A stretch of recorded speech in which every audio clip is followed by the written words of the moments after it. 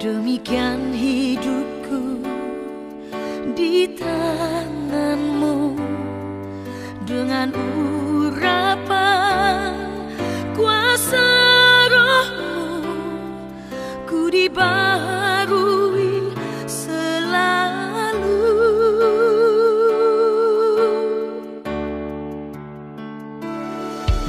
Jadikan ku Allah dalam rumah. Hari ini kita mau sama-sama baca firman Tuhan yang terdapat di Amsal 3 ayat 11.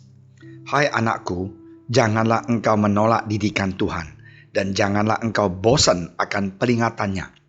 Karena Tuhan memberi ajaran kepada yang dikasihinya, seperti seorang ayah kepada anak yang disayangin. Ya, puji Tuhan, kita berdoa.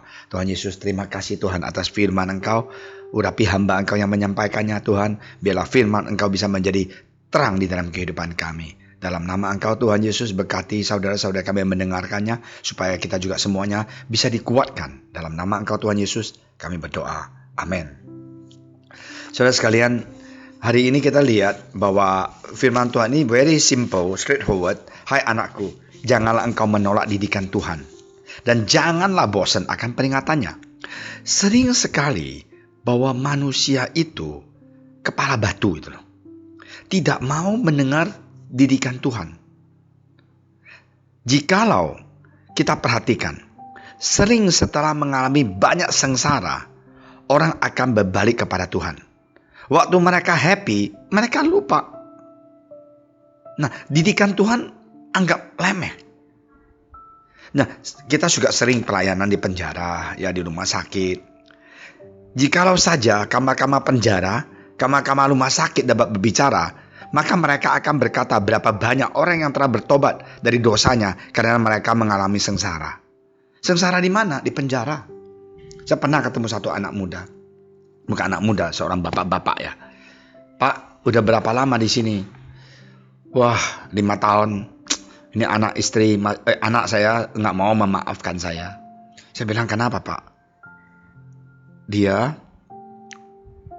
membunuh istrinya karena istrinya nyeleweng dengan tukang jual roti. Nah, hari ini karena dia masuk penjara, tiap hari ikut kebaktian, tiap hari baca firman Tuhan, menyesal apa yang dia lakukan. Dia tidak ingat waktu dia jadi manajer di perusahaan itu, meeting terus, tidak pernah ada waktu untuk istri. Keluar kota bisa sebulan gak pulang. Ya istrinya yang gak tahan. Punya suami seperti gak ada suami. Pulang 3 hari pergi lagi.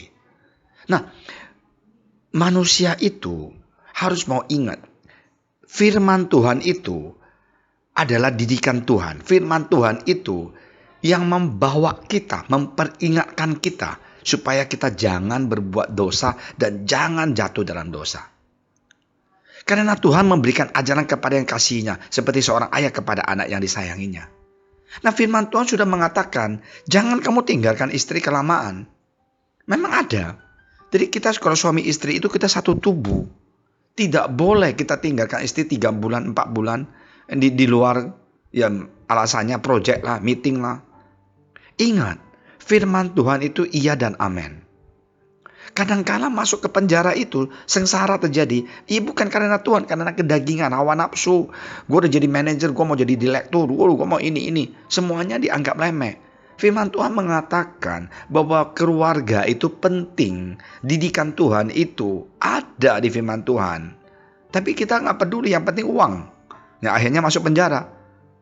Nah, hari ini, jika saat ini saudara sedang mengalami sengsara dan persoalan, izinkanlah hal ini terjadi. Karena sengsara dan masalah adalah penuntun langkah yang baik untuk bertemu dengan Tuhan dan merasakan kasih-Nya.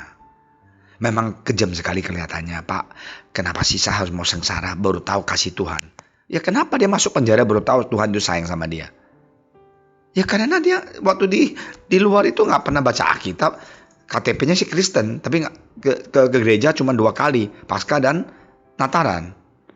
Nah, inilah karena dia di dalam sengsara, dan dia di penjara baru tahu Tuhan itu baik sama dia. Jadi dapatlah dikatakan bahwa pesuruh Allah itu bukan saja malaikat, tetapi kadang-kadang juga sengsara, kadang-kadang problem. Nah, hari ini saya tidak tahu saudara punya masalah apa. Ya, jadi kita lihat seorang yang di Alkitab, Naomi. Contohnya, bagaimana nggak malang ini Naomi? Suami meninggal. Wah, masih ada 2 anak, enak lah ya, masih ada teman gitu loh. Anaknya 2 laki-laki, sudah punya istri lagi. Wah, senang biarpun suami nggak ada, masih ada pendamping lah. Tiba-tiba sengsara datang. 2 anak laki-laki ini meninggal. Naomi bisa saja bunuh diri. Naomi bisa aja menyerah. Tapi satu hal yang luar biasa, Naomi itu mau kembali ke kampung halaman dia, di mana adalah Tuhan yang dia sembah, Tuhan nenek moyang dia. Dia mau kembali ke sana. Hari ini akhirnya Naomi kembali ke kampung halaman dia. Ya, kita nggak tahu ceritanya Ruth. Akhirnya ya, bagaimana kita lihat dia menjadi seorang ibu yang Sisila itu melahirkan Yesus. Nah, dalam sengsara Naomi, semuanya itu bisa menjadi berkat. Dalam sengsara Naomi, dia taruh kepercayaan kepada Tuhan. Akhirnya Tuhan berkati dia.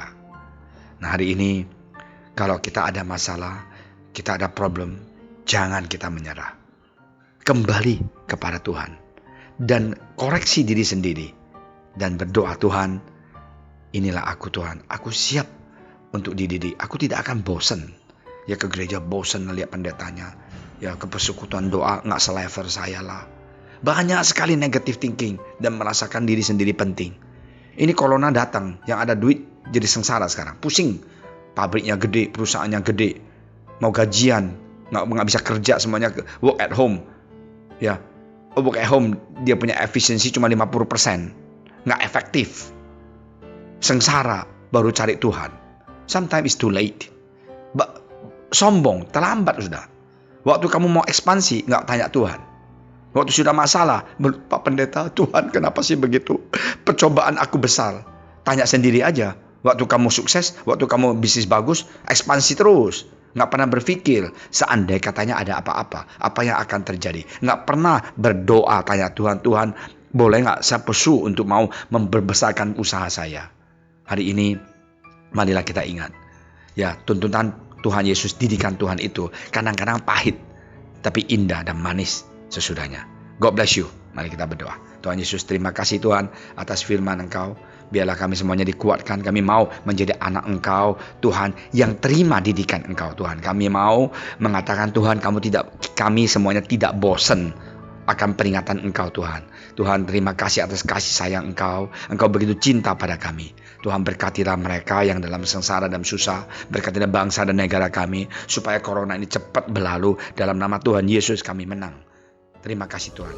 Kami berdoa semuanya ini